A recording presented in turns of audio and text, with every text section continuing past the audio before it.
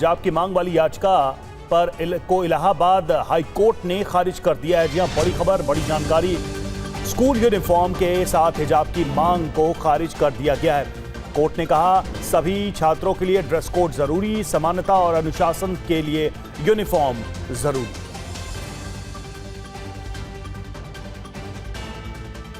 तो देखिए, high court में ये अपील दायर की गई थी ड्रेस कोड को लेकर और उसमें हिजाब को शामिल करने की बात, लेकिन इसको खारिज कर दिया गया हाई कोर्ट की तरफ से। हाई कोर्ट ने कहा समानता, अनुशासन के लिए यूनिफॉर्म जरूरी।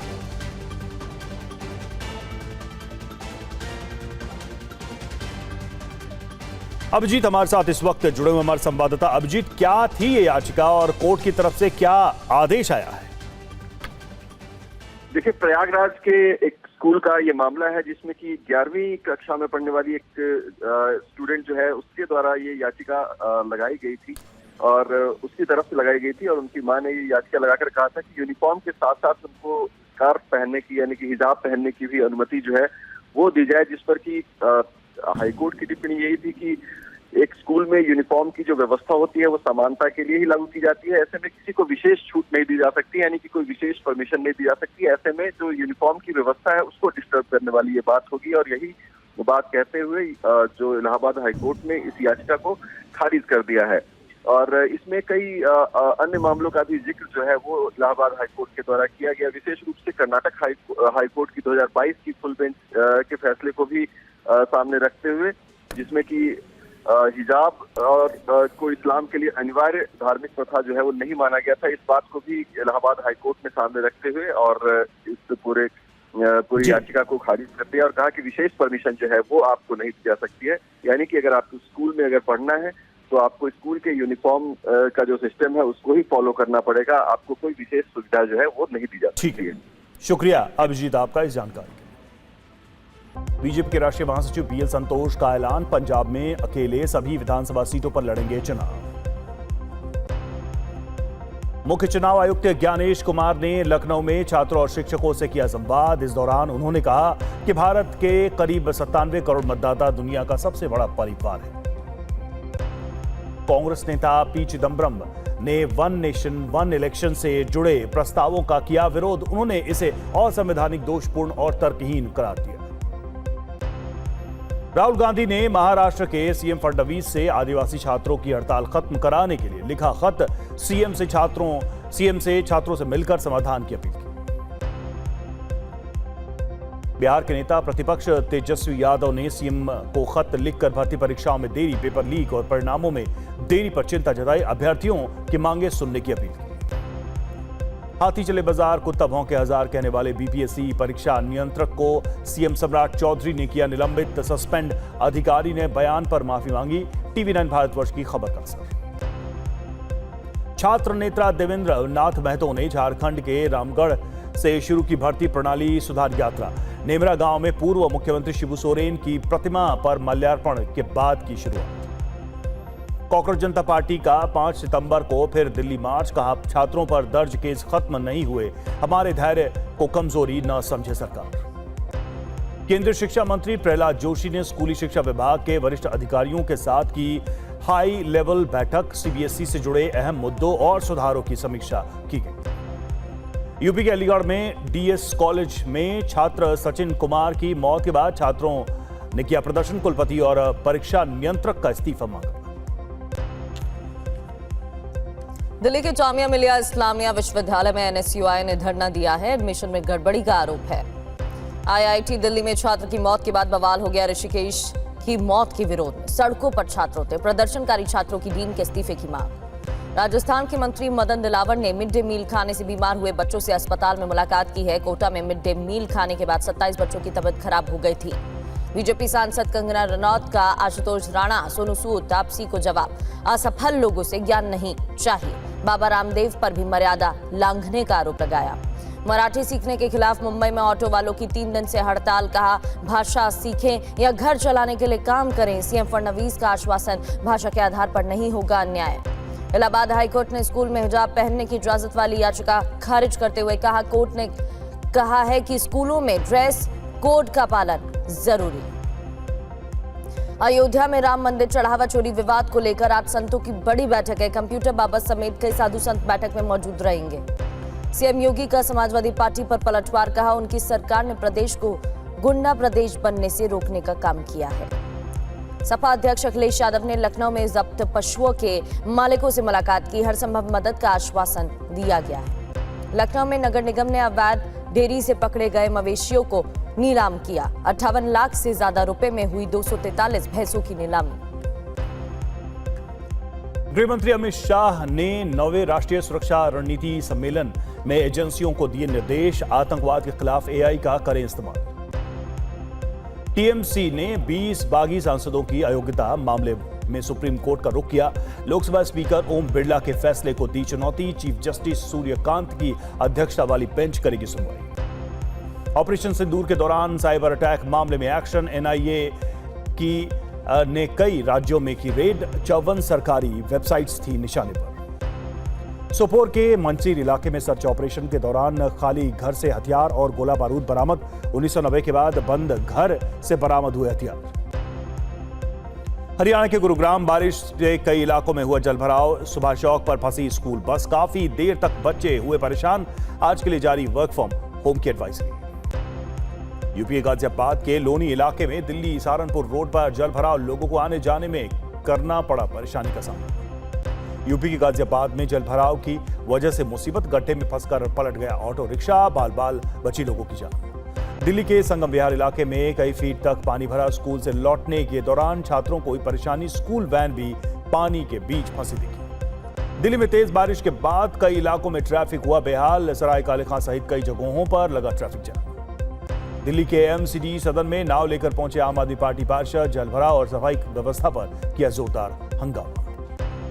बिहार के दानापुर में गंगा और सोन नदियों का जलस्तर खतरे के निशान के ऊपर पहुंच चुका है। कई इलाकों में पानी घुस रहा है, जिसकी वजह से लोग डरे हुए हैं। महाराष्ट्र के नासिक में शमशान जाने के लिए सड़क नहीं है, नदी पार कर शव ले जाने को मजबूर हैं गांव वाले। तमिलनाडु के कई जिले में तेज बारिश हो रही है। चेन्नई और उसके आसपास के इलाकों में जलभराव की स्थिति। मध्य प्रदेश के उमरिया में जान जोखिम में डालकर नदी पार करने को मजबूर हैं स्कूली बच्चे। इलाके के लोग कई साल से नदी पर पुल निर्माण की मांग कर रहे हैं। मध्य प्रदेश के बालाघाट के किरनापुर में लोग उफनते नाले को जान जोखिम में डालकर पार करने को मजबूर, लंबे समय से गांव वाले पुल की मांग कर रहे हैं। जम्मू कश्मीर के रामबन में जमीन धंसने से दहशत, 3 परिवारों के 10 सदस्यों को सुरक्षित स्थान पर पहुंचाया गया है। उत्तराखंड के उत्तरकाशी में यमुना नदी में तेज लहरों में फंसा हुआ मजदूर, पुलिस और एसडीआरएफ ने किया रेस्क्यू। असम के गुवाहाटी में कुछ घंटों की तेज बारिश के बाद इलाके में पानी भर गया। सड़क पर पानी भरने से लोगों की आवाजाही प्रभावित हो गई। केरलम के 9 जिलों में बारिश का ऑरेंज अलर्ट जारी है। कई जिलों में 200 मिलीमीटर बारिश की चेतावनी। लोगों को तेज बारिश से गैर जरूरी यात्रा से बचने की सलाह दी गई है। ओडिशा के जाटपुर में बाढ़ के पानी में बह गई कार, फायर ब्रिगेड और स्थानीय लोगों ने रेस्क्यू किया। महाराष्ट्र के जलगांव में कांवड़ यात्रा के दौरान ट्रक की चपेट में आने से 10 साल के बच्चे की मौत, गुस्साई भीड़ ने ट्रक को किया आग के हवाले। दिल्ली के भलसवा डेयरी इलाके में पुलिस कर्मियों पर हमले के मामले में एक्शन, पुलिस ने महिला और उसके 2 नाबालिग बेटों को पकड़ा। दिल्ली के प्रशांत विहार में फर्जी सीबीआई रेड करने पहुंचे 7 शातिर गिरफ्तार, फर्जी आईडी कार्ड दिखाकर कारोबारी को धमकाने का आरोप। दिल्ली में एयरलाइंस कंपनियों में नौकरी दिलाने के नाम पर ठगने वाले गिरोह का पर्दाफाश, मास्टरमाइंड समेत 6 लोग गिरफ्तार। जयपुर में नकली नोट गिरोह का पर्दाफाश, गैंग के 4 अभियुक्त गिरफ्तार, 4 लाख से ज्यादा के जाली नोट बरामद। राजस्थान के बीकानेर के पीबीएम अस्पताल, मरीजों के परिजनों के बीच हुई मारपीट, केस दर्ज कर पुलिस ने शुरू की मामले की जांच। राजस्थान के नागौर में डंपर और कार की आमने सामने की टक्कर, हादसे में पति पत्नी सहित 3 की मौत, फरार डंपर चालक की तलाश में जुटी पुलिस।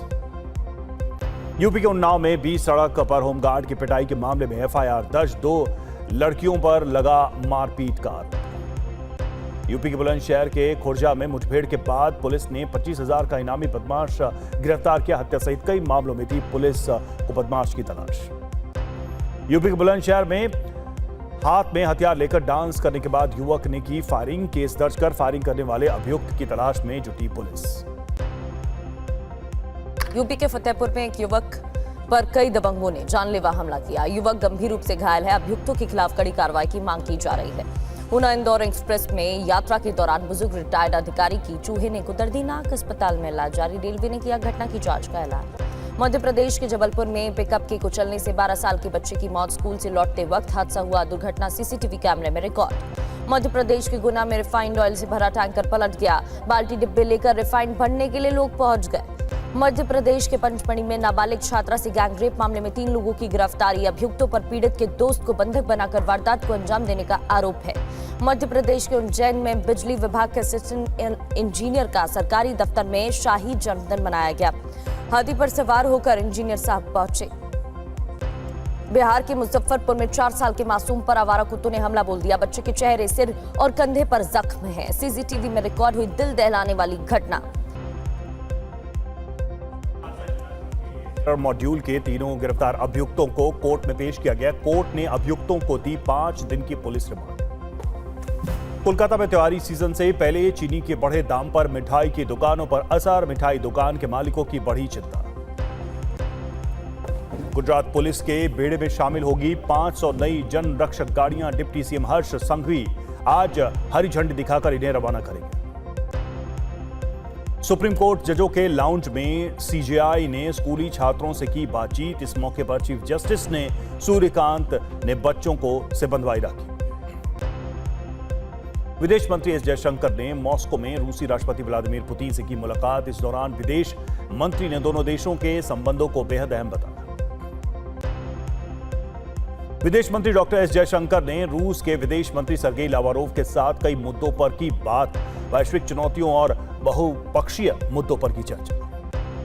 पटना में आज छात्रों का सीएम आवास घेराव। दरअसल गांधी मैदान से सीएम आवास तक मार्च होगा। गांधी मैदान से लेकर सीएम आवास तक मार्च करने की तैयारी है। कल सरकार के साथ बैठक के बावजूद घेराव होगा। बैठक में कोई नतीजा नहीं निकला, जिसके बाद घेराव करने का ऐलान किया गया था और कल की बैठक में कई मांगों पर भरोसा भी दिलाया गया था।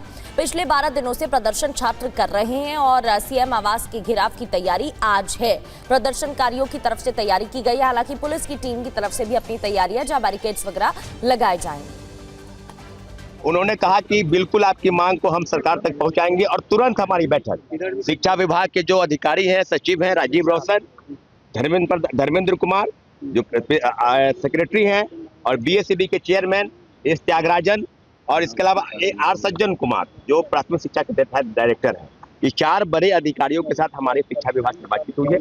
बिल्कुल कंक्लूड करेंगे शिक्षा विभाग में। हमारी मांग स्पष्ट है कि TRE 4 में एकल पद्धति की जो परीक्षा है, जो मांग को लेकर लगातार छात्र धरने पर बैठे हैं, उस मांग को सरकार लगभग सहमति उनके तरफ से एक पॉजिटिव वे में है कि ठीक बात है, ऐसा है तो हम उसको देख लेंगे। लेकिन हम इसको चाहते हैं कि आंदोलन को लेकर। दूसरा, लाइब्रेरी साइंस की बहाली को लेकर जो LET है, उसको लेकर उन्हें कहा है कि 15 दिन के अंदर, आज वित्त विभाग को पत्र भेजा गया है और 15 दिन के अंदर यानी आगामी सितंबर 15 तक LET का विज्ञापन जारी होगा। बिहार विद्यालय परीक्षा समिति पात्रता परीक्षा कराएगी। तो आज छात्र सीएम आवास का घेराव करने वाले हैं। आप सुन रहे थे कि बैठक में कई मांगों पर भरोसा भी दिलाया गया है, लेकिन कई महत्वपूर्ण मांगे हैं जिन पर बात नहीं बनी है। रूपेश कुमार हमारे संवाददाता हमें ज्वाइन कर चुके हैं। रूपेश, सीएम आवास के घेराव की बात कही गई थी, घोषणा की गई थी, हालांकि कल बातचीत बेनतीजा साबित हुई है। आज क्या तैयारी प्रदर्शनकारियों की तरफ से की गई है? दूसरी ओर प्रशासन की तरफ से क्या कहा जा रहा है? TRE 4 अभ्यर्थी संघ जो है वो पिछले 12 दिनों से धरना दे रहा है, प्रदर्शन कर रहा है, और पहले ही इन्होंने घोषित की थी कि हम 25 अगस्त को मुख्यमंत्री आवास का घेराव करेंगे। उसके ठीक पहले देर शाम बैठक हुई, शिक्षा विभाग के अधिकारियों के साथ बैठक हुई। कुछ मांगों पर सहमति बनी है, लेकिन जो मुख्य मांगे थी, खास करके निगेटिव मार्किंग हटाने और एकल परीक्षा कराने पर सहमति नहीं बनी। 2 चरणों में परीक्षा कराई जाएगी और निगेटिव मार्किंग होगी और वस्तुनिष्ठ प्रश्न होंगे। यानी कि 2 मुख्य जो मांगे थी उन मांगों पर सहमति नहीं बनी है। अन्य जो कई मांगे थी उन पर सहमति बनी है। लिहाजा अभ्यर्थियों ने यह घोषणा की है कि हमारी जो पूर्व की जो घोषणा थी, जो कार्यक्रम है मुख्यमंत्री आवास घेराव का, वो मुख्यमंत्री आवास का हम लोग घेराव करेंगे। उसमें सिर्फ ये अभ्यर्थी संघ ही नहीं है, कांग्रेस भी है, SSII है, SCDU है, AISF है, NSUI है, आइसा है। ये जो छात्र संगठन है, बिल्कुल ये प्रदर्शन की तैयारी कर रहे हैं और आज बड़े घेराव की तैयारी भी है। आगे आपसे डिटेल लेते रहेंगे। फिलहाल अभी के लिए बहुत बहुत शुक्रिया रूपेश आपका। तो कंगना रनौत का आलोचकों को मुंहतोड़ जवाब सामने आया है। आशुतोष राणा, सोनू सूद, तापसी पन्नू को जवाब दिया है कंगना रनौत ने। पहले मेरी बराबरी सफलता हासिल कर तब सुनूंगी ज्ञान, ये कहा गया है कंगना रनौत की तरफ से। एक्ट्रेस और सांसद कंगना रनौत का बयान, पहले मेरे बराबर सफलता हासिल करो तब ज्ञान सुनूंगी, किसी का ज्ञान भद्दी टिप्पणी नहीं सुनूंगी। दरअसल उनकी तरफ से जेन-ज़ी को लेकर एक बयान दिया गया था, जिसके बाद से ही लगातार विवाद बढ़ता गया।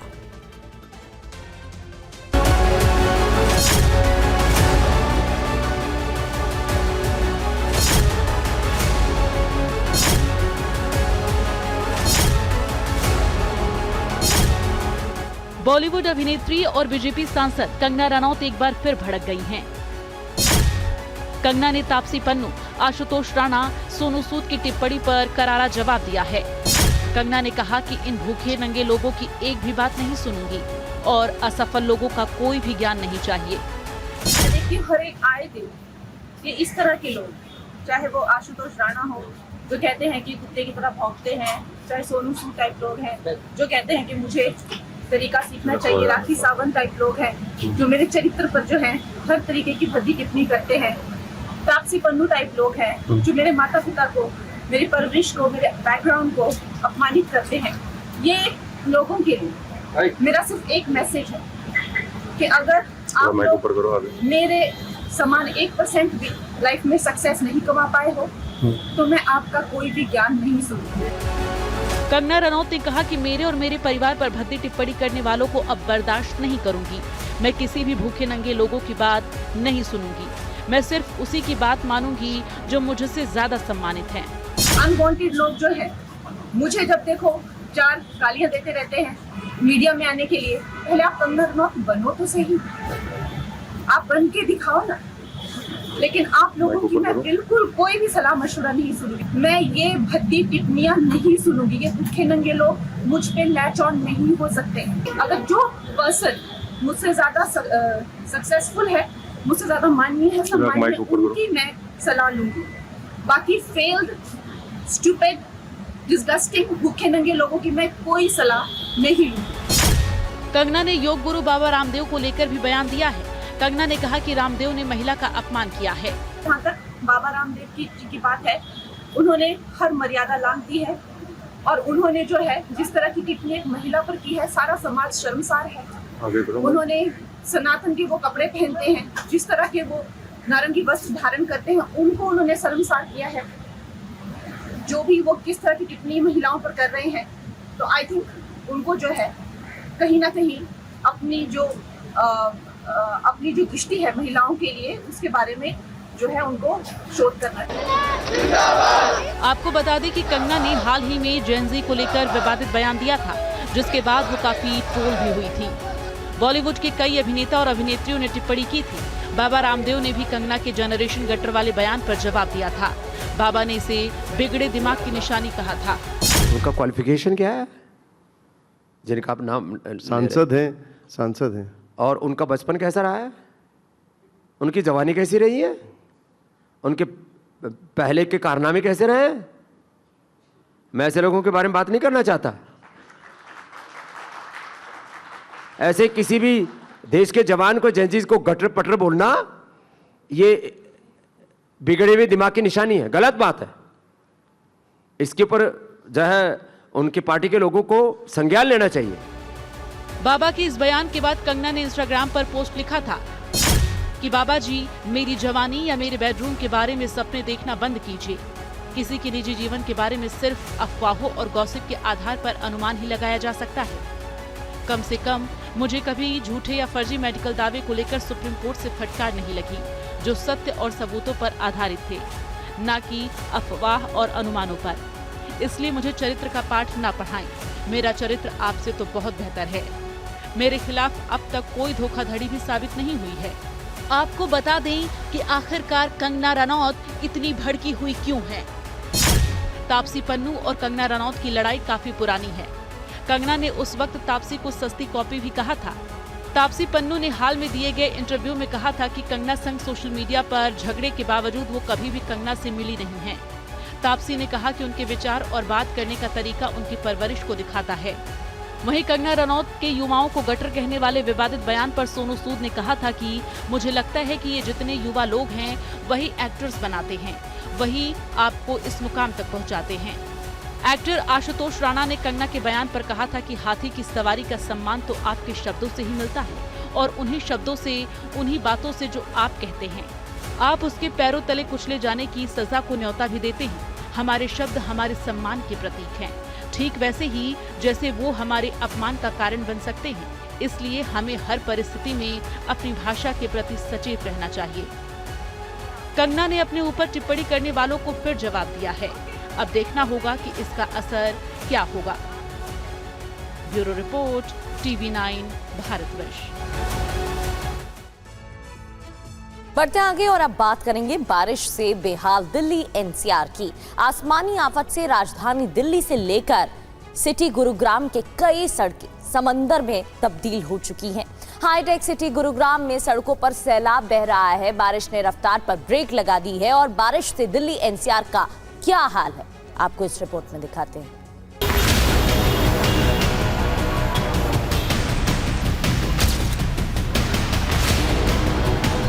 अगस्त में आफतकाल, जनता बारिश से बेहाल।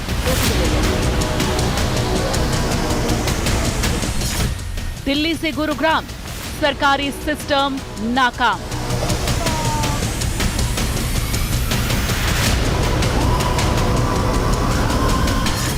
रफ्तार पर लगा ब्रेक, सरकारी इंतजाम फेल।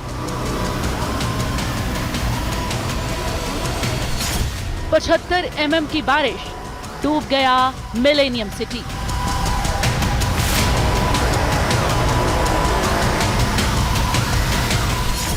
दो घंटे की बारिश, पानी पानी दिल्ली गुरुग्राम।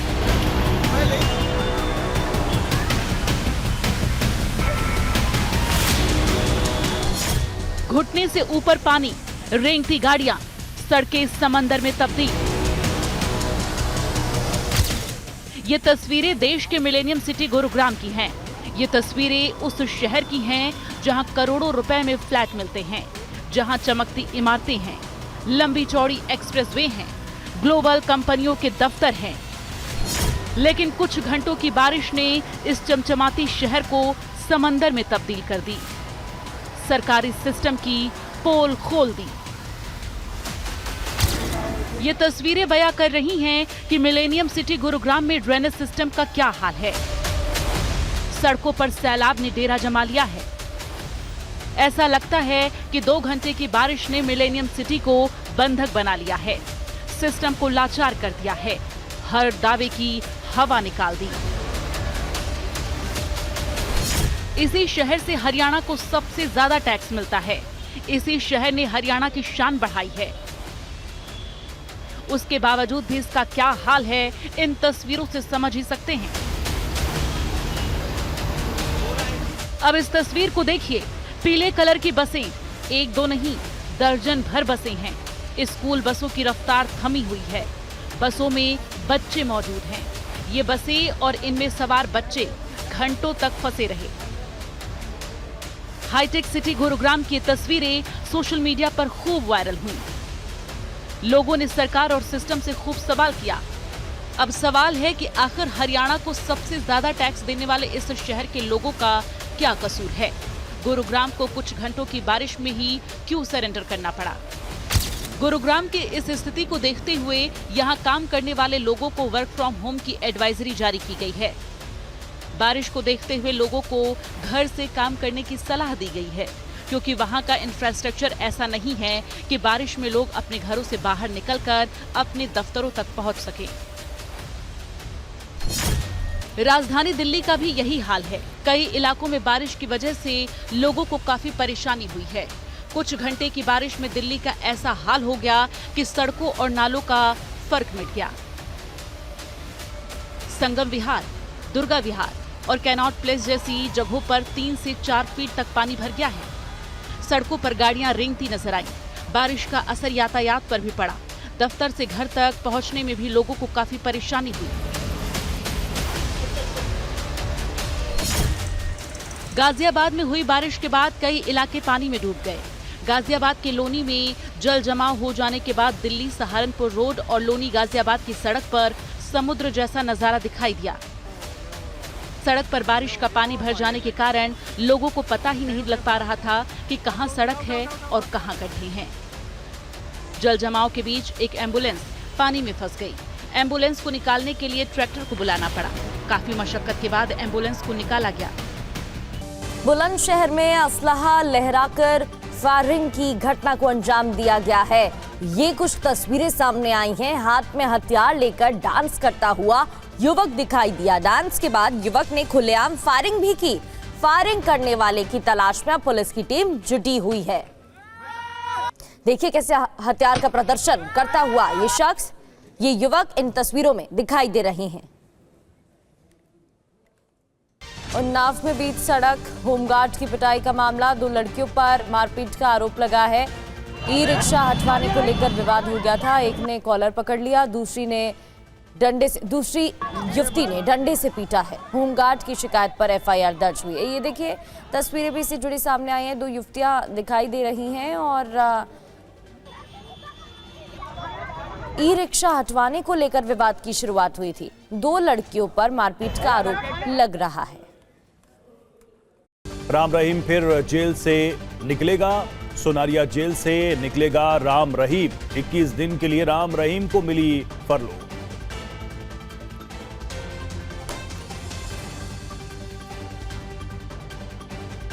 केंद्र सरकार स्वास्थ्य योजना को लेकर सोशल मीडिया पर चौंकाने वाला दावा किया जा रहा है। दावा यह है कि 27 से 31 अगस्त के बीच CGHS वेलनेस सेंटर बंद रहेंगे।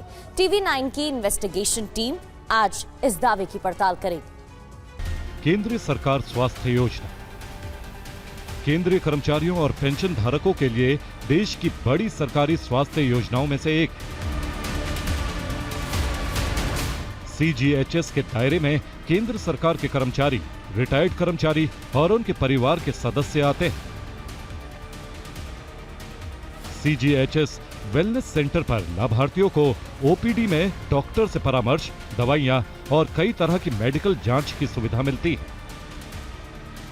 जरूरत पड़ने पर विशेषज्ञ डॉक्टर और अस्पताल में इलाज की सुविधा भी उपलब्ध होती है।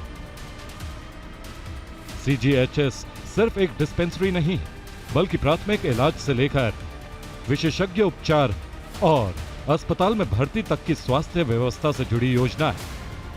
CGHS वेलनेस सेंटर को लेकर एक पोस्ट सोशल मीडिया पर वायरल हो रहा है। दावा किया जा रहा है कि CGHS वेलनेस सेंटर 27 से 31 अगस्त के बीच बंद रहेंगे। सोशल मीडिया पर वायरल नोटिस पे लिखा है, नीट PG 2026 परीक्षा में मेडिकल ऑफिसर्स की ड्यूटी लगने की वजह से 27 से 31 अगस्त के बीच वेलनेस सेंटर बंद रहेंगे। कई सोशल मीडिया यूजर्स इस नोटिस को शेयर कर रहे हैं। ये नोटिस इतनी तेजी से फैला कि लोग घबरा गए। TV9 की इन्वेस्टिगेशन टीम की नजर जब वायरल नोटिस पर पड़ी तो हमने सच्चाई का पता लगाने का फैसला किया। सबसे पहले TV9 की वायरल टेस्ट टीम ने केंद्रीय स्वास्थ्य मंत्रालय की वेबसाइट और सोशल मीडिया हैंडल और CGHS की वेबसाइट को खंगाला। पड़ताल के दौरान हमारी टीम को केंद्रीय सरकार स्वास्थ्य योजना का एक सर्कुलर मिला, जिसमें सोशल मीडिया पर वायरल नोटिस को फर्जी बताया गया है। सर्कुलर में केंद्रीय सरकार स्वास्थ्य योजना के महानिदेशालय ने साफ किया है कि इन सभी तारीखों पर वेलनेस सेंटर अपने तय शेड्यूल के अनुसार पूरी तरह संचालित रहेंगे। यानी कोई भी CGHS वेलनेस सेंटर बंद नहीं रहेगा। CGHS महानिदेशालय ने यह भी स्पष्ट किया कि अगर किसी डॉक्टर या मेडिकल स्टाफ को नीट PG परीक्षा जैसी किसी महत्वपूर्ण आधिकारिक ड्यूटी पर तैनात किया भी जाता है तो इसके लिए बैकअप और प्रशासनिक स्तर पर वैकल्पिक व्यवस्था की जाएगी, जिससे कि वेलनेस सेंटर में आने वालों को किसी तरह की कोई परेशानी ना हो। पड़ताल के दौरान हमारी टीम की नजर प्रेस इंफॉर्मेशन ब्यूरो के एक्स हैंडल पर भी गई। इस तरह के दावे PIB के एक्स हैंडल पर भी दिखे, जिन्हें PIB ने फेक बताया है। इस तरह यह साफ है कि सोशल मीडिया पर किया जा रहा दावा पूरी तरह से गलत है। सोशल मीडिया पर वायरल हो रहा नोटिस फेक है। TV9 के फैक्ट चेक लैब में ये दावा पूरी तरह से गलत पाया गया।